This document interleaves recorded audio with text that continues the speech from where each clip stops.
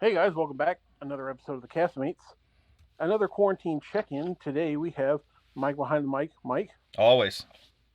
El Presidente, El Jefe, Maleek Shabazz, whatever you want to call him. He joins us as well. Wow. Wow. Mm-hmm. He has so many nicknames I can't keep up. And I guess Tim has a new team. So Buccaneer, Brady Boy, Tim Therese here. Yes, I'm here. I'm Not even going back. to give him a rank. Patriots, Buccaneers, Super Bowl 2020 coming at you. 2021. Yeah, with 0 fans in the stands. Right. Hey man, if you're, it doesn't matter as long as you're there. Yeah, Yep. right. Belichick don't care about no fans. It's true. So this is our third quarantine check-in. It's Friday night, and what's everybody sipping on? I myself am not sipping on anything because, Ahmed wanted to ask me the question, so Ahmed, go ahead and ask. What the hell's wrong with you? Yesterday I had emergency root canal surgery. I was Damn. You sucking definitely sound like it. Yeah, I was sucking on a piece of taffy, and part of my filling came out. Oh. I've got two fillings in my entire mouth, and they were both done about 12 years ago. And I was sucking on a piece of taffy, and part of the filling just came out, exposing the root. So it was too late to be seen that day. So I had one sleepless night where I paced the floor and was punching the air because Oragel punching this sweat. Nothing. Yeah, it felt like the entire Irish line dancers of that one popular Riverdale. Yeah, Riverdale. It felt like they were river dancing on my route. Yeah, it was super awesome. So I got to ask you a question about this. I mean, other than what the hell's wrong with you, but how do you go about getting a root canal in this day and age, like in this time period? So I had to call my general dentist here in Kyle. Mm-hmm. The rules are as such that in Kyle they cannot open up except for 2 days a week for emergencies. This was definitely an emergency, so I was able to get in right away. But her office is under a direct guideline that they cannot do root canals and such because they do not have the proper PPE, which means they don't have enough sanitizer and Clorox wipes and all that other stuff. Yep. So they couldn't do it. So she had to call her sister operation in Austin, which was on 2222 on South Mopac, and the doctor luckily was like, I can see him if he comes right now. Right now. So she gave me a shot and numbed me up really good, and that got me to the appointment. Yeah. So what's the filling, dude? Did they put you a little Buffalo Trace filling in there? What'd you fill it with? No, it's just the root canal as if you've ever had one, it's done in two parts. Yep. So right now there's a temporary filling in there, and I go back on Thursday, May the 14th. I have to be there at 7:30 a.m. because they have early morning appointments that day, and I was like, the earlier the better, because then I can just go to work. So whatever, it's fine. There you go. So you underestimate you going to work after something like that. I'm just gonna tell you that right now. They gave me amoxicillin and Tylenol 3 with codeine. I haven't taken one of the Tylenol 3s. I didn't need it. I have a very high threshold for pain, and I'm not saying that to brag. Shit like that just doesn't bother me. Mm-hmm. I can work with my mouth numb. I don't talk to anybody. I don't care. That's right, people. Anybody. People of the podcast, this is the most he ever talks. Yeah, yes. He rarely talks. At parties, he kind of just sits there and goes, He gets talked out. And go Broncos. And that's literally all he says. This podcast won't shut the fuck up. Yeah. So you're not drinking tonight. What's everybody? I have a glass of herbal tea. There you go. Nice. Yes. Nice. Earl Grey? Decaf? Earl Grey? Yes, tea. Earl Grey hot. Okay, Patrick Stewart. Jean-Luc Picard. Picard, not Stewart, because Stewart actually hates tea. I guarantee you he drinks Earl Grey. No, he doesn't. It is a little known behind the scenes fact that Patrick Stewart actually hates Earl Grey tea. Yes. It's also a Damn. little known fact that all 4 of the Golden Girls hated cheesecake, Wow. but I yet can see that's what that. they ate at the table every night. Look, cheesecake in the 80s and the early 90s is not as good as how cheesecake is now. I'm just going to say that right now. It was heavy. There was too many cream. I mean, do you want buttercream or cream cheese on that cheesecake? Your options were like terrible. Yeah. All right, Well, we have rambled a lot now. Yes. Well, welcome to Quarantine Edition, rambling at the rambling Yeah. podcast. So Tim, how what- has your quarantine been? Dude, living the dream. Yeah. Living the dream. So, I work for one of the big 5, I'll Yep. say, banks. And it's been great, man. We're on reduced hours. We're on guaranteed incentive. And we are also guaranteed. So I'm working 30 hours a week and getting paid for 40. They Awesome. gave me Well, an optional 100% pay, high risk leave of absence if you want to take it. I did not because I'm not high risk. Our lobby is closed. So I'm going to work in a closed building with 4 other people, is who I work with right now. and just running everything through the drive-through. Yep, I have tellers. I don't do transactions, so Okay. that's not part of my job. But yes, so our drive-through is open for banking transactions. Bankers are just kind of I'm basically a secretary, just answering phones and calling out to clients, helping them remotely. Yeah. It is awesome. It's getting a little boring. Right. The bank that I work for has been very generous.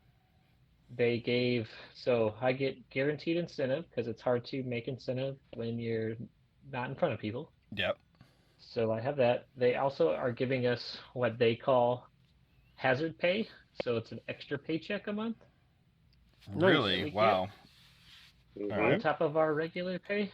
The people that are on leave or high risk are not getting that pay, obviously, because they're at home. Right. They also gave me an additional 2 sick days to use during the year and an additional 5 personal days that I can take just if I'm feeling sick, I guess. I mean, I'm fine. I don't take sick days to begin with, but I mean, this is kind of a unique circumstance where I guess Boy, was that going to change this year, huh? Right. So. But yeah, it's been great. The reduced hours are nice. It's pretty monotonous though. It's not exactly fun, but I'm basically making a little more than I would under normal circumstances. Maybe a little less depending on like my incentive pay, but it's been great. I'm ready for it to be over, but we're extending our CEO. I mean, you'd probably be able to look up who I work for pretty easily, but our CEO was direct quote like, "Yeah, we're not going to be the guinea pig business." Right. We're not going to be chancing it ourselves to figure out what works and what doesn't. Yeah. No. That's. I completely agree with that. So, yeah, I totally agree. But we just finished week 6, so it's Friday of week 6 of the quarantine. We're going to guaranteed go through May 30th. Oh wow. So the earliest we're going to open up is Monday, June the 1st. And even then it's going to be, so most of our branches are drive-through only. We do have some that'll do full service, but it's by appointment only. And they are only letting 1 to 2 clients by appointment only in there at a time. So those branches are seeing, maybe 10 people a day. My branch is not one of those branches, so I haven't seen a client. I haven't been in front of a client for 6 weeks now. So. And it's going to be another 4 before you go back to see one. At the very least. I mean, I don't want to. Well, Misty's not on here, so yeah, I'm kind of the realist. It's gonna last a while because people are dumb, and we can talk about that later. I have a brief. I wouldn't call it TTBS, but just a kind of a rant observation. So, in my deliveries for Amazon today, and then when I got off, I did a 3-hour little stint with DoorDash. I was like, I'll pick up a few hours. All right, that's fine.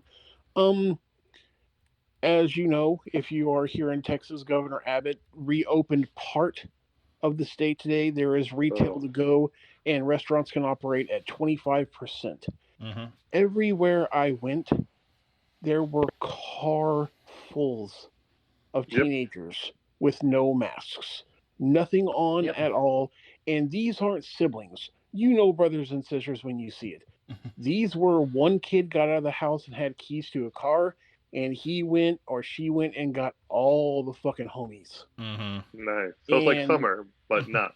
yes, It yeah, is. they're It is treating it. summertime. It is Yes, summertime they're now. treating it as summer, but instead of the pool, they were hanging out. Like there's a couple of neighborhoods that I was in today with Amazon, and there was pickup basketball games, moms with full of vans fulls of kids meeting other moms with van full of kids at the park, and nobody was practicing any kind of social distancing. And this is how it's going to happen. One of those kids is going to be asymptomatic, but then they're going to get sick and they're going to pass it to one person and so on and so forth, and the numbers are going to spike, and then we're going to Mm. be right back where we are now. So you think it's going to be that's going to be spread? No, it'll just be the common cold or a flu or chicken pox that's going to spread rapidly. Everybody's like, oh, we're fine. We don't have the thing, but you're having something else. And the something Yeah, else is going to be what's be spreading. Oh, suddenly there's a crazy outbreak of a flu for the next 3 weeks because people are dumb.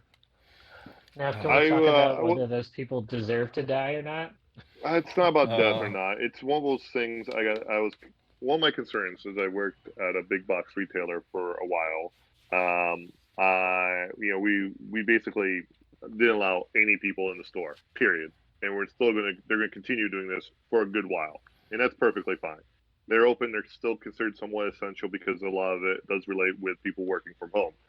Um, my concern is when they ever decide to go back to the version of normal or opening up Texas is the spike of increase in people running out of their homes to just go Dude, into a it's gonna be store. nuts. And that Just to go to a store. Yep. my problem with that is yeah, you're still we're I know the store will continue properly doing their social distancing, wearing masks, wearing gloves, all kinds of stuff. The customers are probably not, and they're going to want to because all they've seen is either living at home alone or an apartment or with their families or something like we're going to have a family trip to the big box retailer or to this park and all this other stuff. It's going to be a I believe, and this is my opinion. Do not follow El Presidente's opinion on this because it could be 100% wrong. The needle goes from like no one being out there to like 100% jumping the other way, and too many people are out there all at once Yep. instead of like Mhm. So, like trickling it out, so So here's the I literally told said job of like whenever said comes back, I don't want to come back the first week. I just don't want to even fucking risk that shit. Just in general because I don't trust the customers that may come into said retail store. Also, fuck all the returns that people think they're gonna fucking bring in. so I have a different, well, somewhat same perspective. It's not. So we have a huge issue in American society where we think we have the right to shop. That's So our I'm not a God-given big right. proponent of shopping, i.e., the physical act of looking around to see if you want to buy something. You can do that shit at home. You've always been able to do it at home since like 1998. You can shop online. And what I like to do is when I go to a store, I like to go buying. I don't fuck around. I don't go through up and down the wrong way through every aisle and not social distance. I go in there and I buy shit and I leave because I don't shop. But what do you do with your free time then? You don't just go wander? Get out of the house? Well, Ah I man, feel like let's talk about I'm Tim's free time. What does Tim do on his free time when it's not quarantine? What do you do, when Tim? it's not quarantine, I mean, I'm going to the bars, the local watering holes. Everybody knows this, but like, I don't find it necessary to go outside. Because it's totally not. It's totally a psychological thing. 90% of Americans are weaker than than most people, and and they feel like they need to go do this and that. I've seen people that haven't, you know, walked around the block in a decade, that now all of a sudden decided, oh, you know what? I can't go outside, so that's when I'm going to decide that I think I need to. I must. And that's what's happening right now. Well, And it's kind of annoying. normally they get all their sunshine when they walk to their car and drive to work and then drive home. Mhm. That's all their sunshine they need. But now that they're stuck inside, they have to Mike's get talking some kind from of sunshine. personal experience because his left arm is probably super brown compared to the rest of his body. No, actually, it did get a little bit of sun today, but that's because they shut down the freeway and diverted all traffic down my street, and so I got stuck Holy in. shit. I actually got stuck in traffic today for the first time in months. Oh, yeah. That's the other issue right there. You're talking about traffic being, bad and all that, and now like, hey, less cars on the road, but there are more accidents on the road. When people are able to drive freely again, it's gonna be a shit show. Mm-hmm. Yeah, you think we'll see a spike in corona cases? It's going to be a spike in fucking car accidents. There is People actually forgot how to technically a drive, spike dude. in car accidents right now, based off car on road capita. Yeah, by the Yeah, percentage of people driving versus the percentage of people getting in accidents. Oh yeah. Yeah, So it Well, has I actually saw- been on an increase. I saw 6 wrecks today in Kyle. While you're out driving, Which yeah. is funny Yeah. because it's a wide open road. Yeah. Well, Yeah, I'm talking nobody- about like in neighborhoods and on the Yeah. not the highway. And But I've yeah. noticed, and then this is probably kind of doomsday of me, but I've kind of noticed with this, because this is unprecedented times. We've never dealt with this before. That laws and government agencies and signage are pretty much a suggestion, unless those entities try to enforce it by whatever means. And if it's not whatever means necessary, people just blatantly ignore it, whether it's ignorance or apathy. I don't know. Yeah. Except for the capital crimes like It's definitely weird. the murder. Oh, It's yeah, just- yeah. Well, see, I think part Baffles of that is that we're on lockdown, but I mean, technically, so are some of the police as well. So yes, we're all locked in, but there's not as many cops out there patrolling as there usually is. So a lot of those little petty crimes are getting looked over because of the bigger ones that might be that are still happening, obviously. So what's everybody drinking besides Earl Grey tea? I just finished my first glass of High Plains, and I'm about to pop the bottle to pour myself a second. Nice. I knew it. So good. I'm having a very, very complex cocktail. Yeah, what is it? Is it just bourbon? It is 2 hydrogen, 1 oxygen of frozen and Eagle Rare. In a Okay, glass. very So complicated. Eagle Rare on the rocks. Eagle Rare on the rocks. Yep. On a rock. So I got my neighbor, who's used to be a coworker, has gifted me those big silicone ice cube trays. Yes. It's like 6 blocks. Yeah. Those things are amazing, by the way. Oh yeah.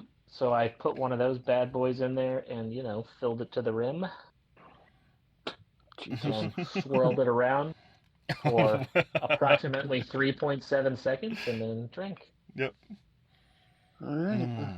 It's the perfect, what I call, and what everybody should call on this podcast, the perfect cocktail. Ice. That'll be a future episode on what is the perfect cocktail and how do you make it. It's going to be ice and scotch. And then if you're somewhere else, it's going to be ice and whiskey. Yeah, I'm drinking Eagle Rare. It's my daily sipper. I'm sure I've mentioned that several times. Yep. I haven't busted out anything too expensive. I have been drinking. My dad and I ordered from one of our favorite vineyards in California, who are doing fine. They are shipping out stuff at a 20% discount. Oh, wow. So we got a couple of cases. So I've kind of been plowing through the vinos, but yeah, this Eagle Rare, I forgot. It's fucking phenomenal. So that's what I've been drinking. Quarantine is quarantine wine. Yeah, What are you Marissa's drinking, actually bought 4 or 5 bottles of wine. Nothing of note, just wine, and Yeah. she's had that on several occasions. It's just easier, man. It's less of a commitment to drink, I think.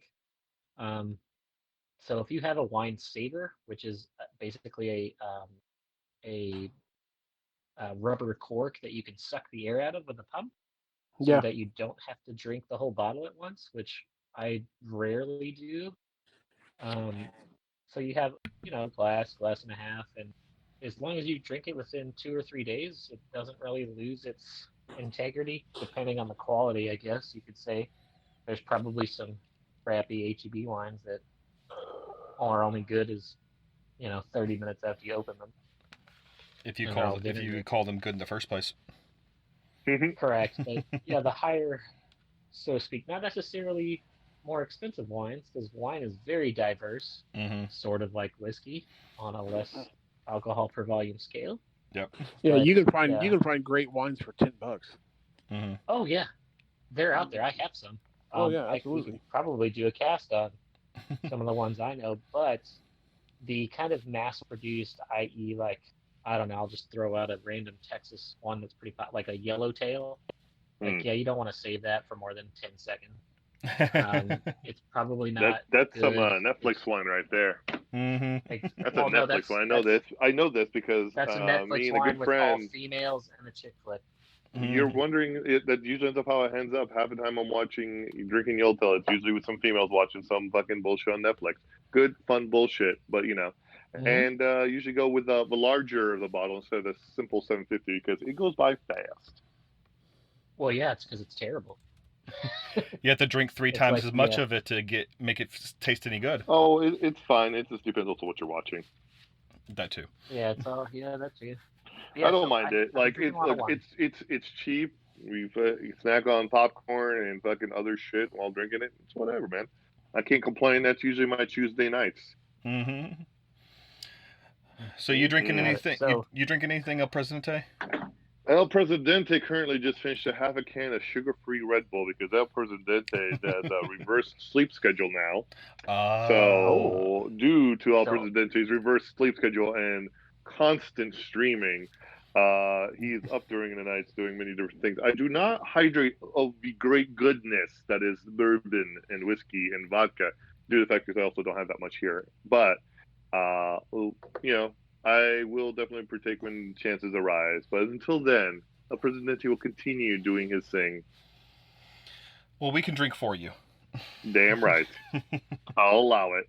Thank you. yeah, I've definitely not stopped drinking during Yeah, right. quarantine. I mean, I've been drinking less often because for some reason, working at a bank, they denied my request for a needed dry bar for whatever reason.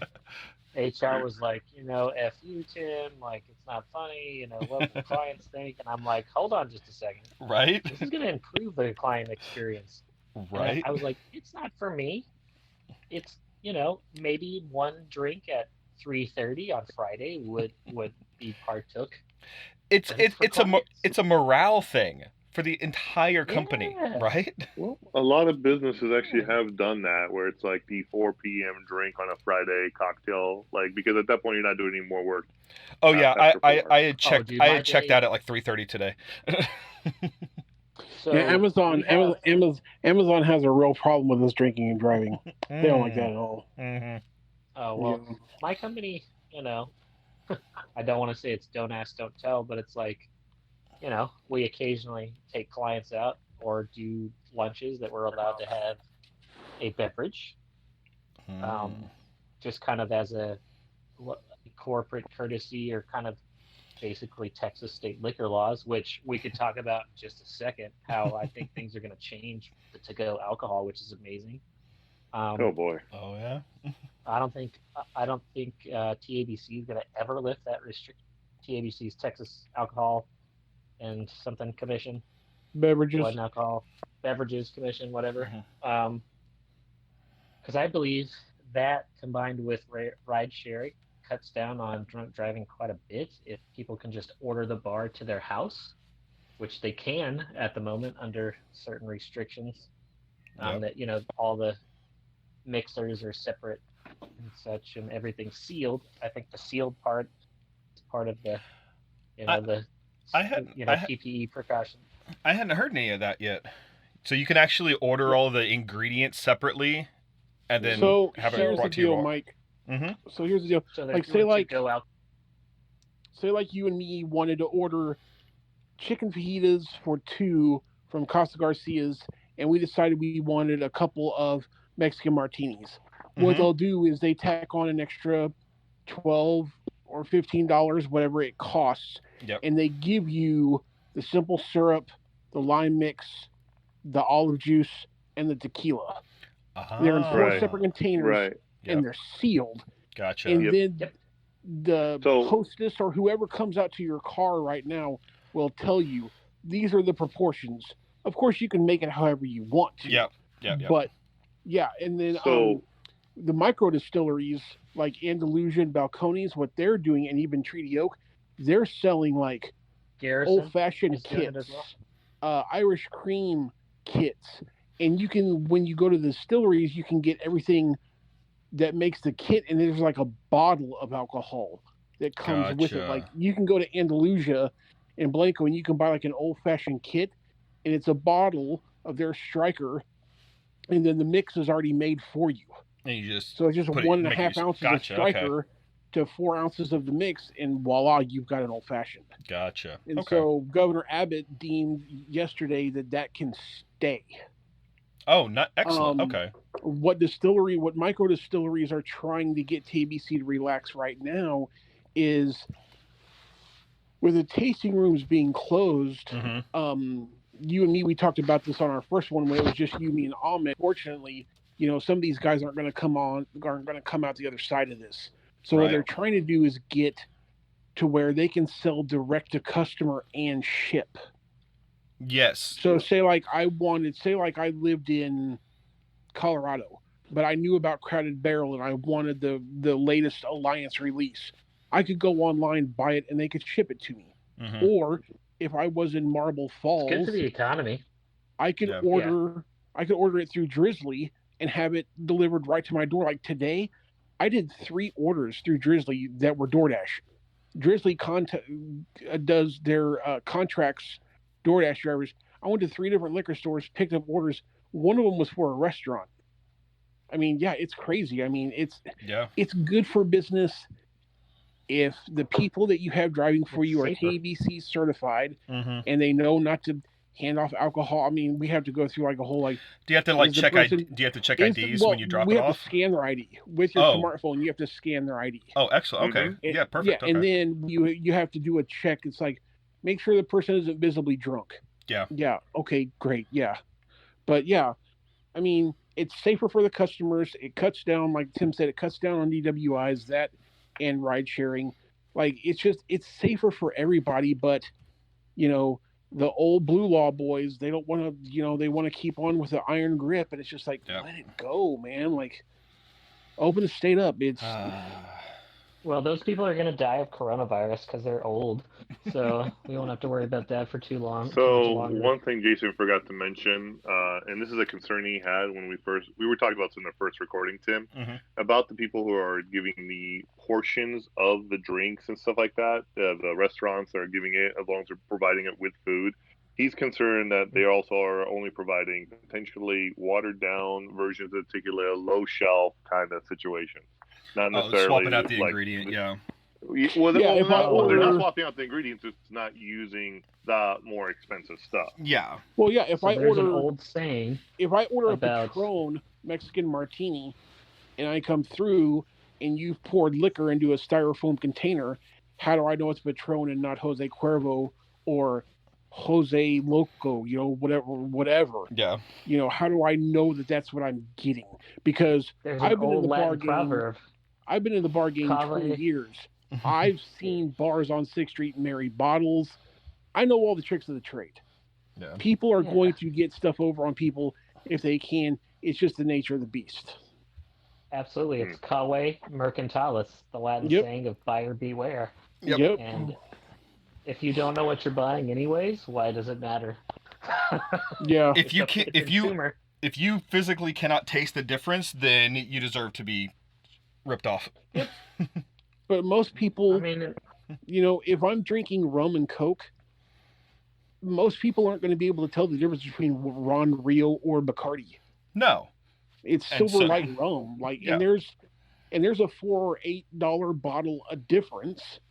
So why wouldn't the bars just serve on Rio and tell you it's Bacardi? Exactly. I mean, yes, the fines are heavy if you get caught, but TABC Very agents are scarce and few and far between, and they can only hit up, so many places. Yeah. So it's rampant. TABC doesn't care about you doing bottle swapping. They care if you're serving to underage or before a certain time on Sunday. They also care, yes, they care about that, and they also care about that they're getting their tax dollars. If they see that you bought a bottle and it does not have a correct tax stamp on it, you will be fined. That's the three major things TABC definitely looks at 100% of the time. Yeah. Gotta get theirs. Oh, they have to. Yeah. So here's the interesting thing. Well, I think I lost you. It's the year of a consensus. They're not exactly going to go door to door, right? They're going to say everybody's going to correctly register themselves online and be able to fill in. I bring this up, and we'll probably talk more in depth with Marcus because he actually did the consensus door to door 10 years ago. The census, you mean? The census. Am I saying it wrong? Well, I'm not from this country. My name's El Presidente, for God's sake. Not consensus, just census. Yeah. Consensus? Census. No, just You're a census. census. You're out of sense. You're out of. That doesn't make sense. What is going on here? Oh. So many alerts happening all at once. Uh-oh. You're still there. Okay. You dropped for a second. Apparently, Marcus, speaking the devil himself, is calling me as we're talking. He's finally calling you back. Yeah. Apparently, he was having dinner. But yeah, what do you think? Do you think people are actually going to be attempting to be truthful on this or not? I think yes, people will be truthful. Whether or not they send people out, they have to do the census, and so I think they are going to send people out door to door. I think they're just going to do a lot of more like advertising of like cleanliness of the people and giving them all the kinds of gloves and masks and sanitizers and stuff like that.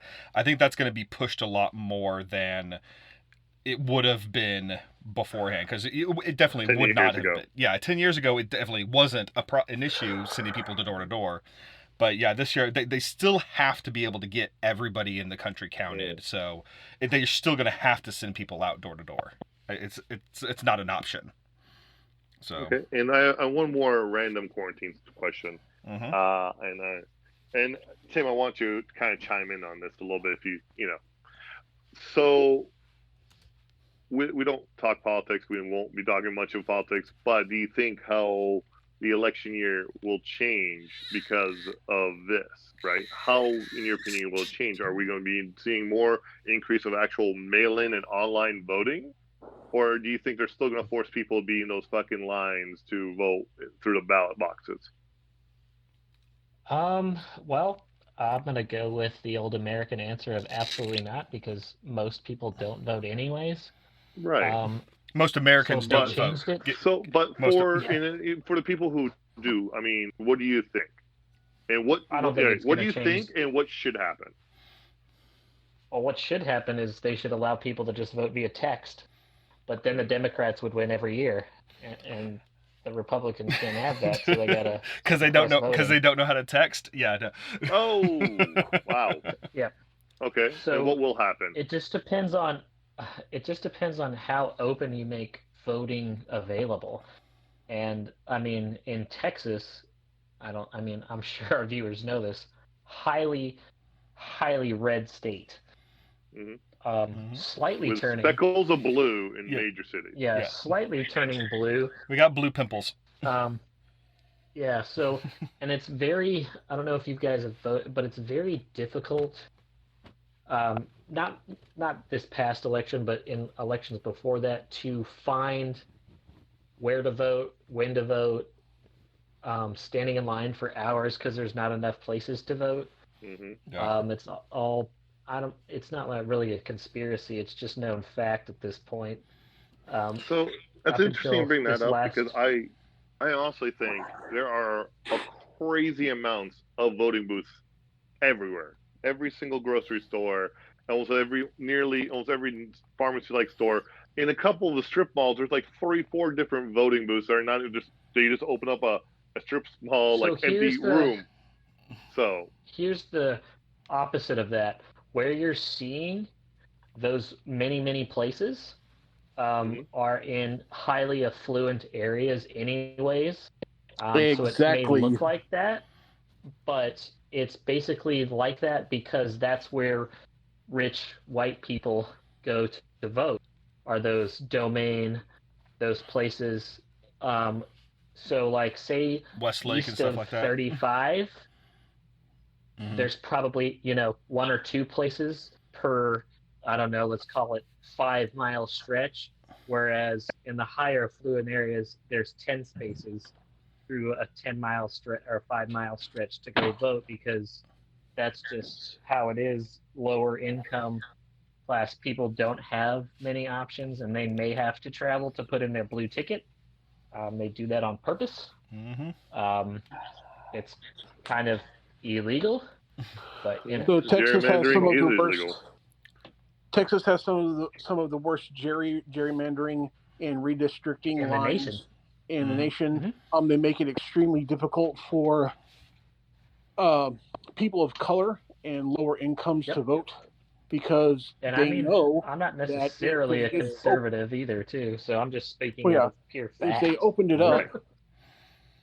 if they opened it up and allowed people to just vote, and that's why Republicans hardcore want the whole voter ID law. They want you to not only have a valid ID, but you have to have your voter ID. They want to make it as hard as they possibly can for people to vote so that they keep winning elections. Because they know if you just, and Texas already passed the first hurdle to mail-in ballots like 10 days ago. And if they can get it done by the time November rolls around and we can actually have a mail-in, because it's never going to be text because it can be rigged. It's never going to be online. Well, so can mail-in voting, though. Have you heard the state of Florida? Yeah, dude. I sent my grandma a check in the mail in 1999 and she hasn't gotten it. Yeah, I only look. Agree or disagree, but online and text is a myth. It's never going to be that way. You're going to be lucky to see mail-in. That's it, because, and this has happened, Republicans are so scared that if they allow mail-in voting, all these dead people are going to vote. People are going to fill in ballots for dead people. Forgery. And send them in. Yeah, forgery. Yeah, Fraudulent forgery votes, which is, complete bullshit. They've done study after study, and they find that voter fraud makes up like 0.03% of all votes cast. Not enough to even move the needle even a little bit. Yeah. Okay, like I said, that's two random little questions. I know, like I said, we don't get too political about things, all that. It's more of a quarantine thoughts is what we're going to call this. Curiosity of how it's going to work. Yeah, because these are two very big things that are happening right now in not just in the state, but in the United States in general. That are that affects everybody. Yep. And so it's just random quarantine thoughts. I also have ridiculous quarantine thoughts if we want to get into that shit. Not today's episode. Yeah, Ahmed, to answer to further to prove what Tim was saying though is like even out here, like in Kyle and Buda, like in Austin, voting is everywhere. If you go even as far south as like Lockhart or Bastrop or even San Marcos, the only places to vote are like local high schools and like one or two other places. So yeah, the lines are insanely long. Public library, that's where I vote. Yeah, public library. Yeah. Like here in Hayes, like I know in the city of Kyle, you can vote at the Hayes Performing Arts Center, Jack C. Hayes High School, and the courthouse. That's it. 3 places. That's all you get. If you can't. Oh, and this year they finally opened it up. They allowed there to be a polling place at ACC. So we had 4 places we could go and vote. Yeah. Well, it makes sense to do the ACC. You have a lot of college students right there. Yeah. Exactly. Well, college students don't vote. You'd be surprised. Some of them do. You got to get the right college. Yeah, you got. Yeah. I'm looking at you, Harvard. They vote. Yale, they vote. Stanford, they vote. Yeah. ACC, they do not vote.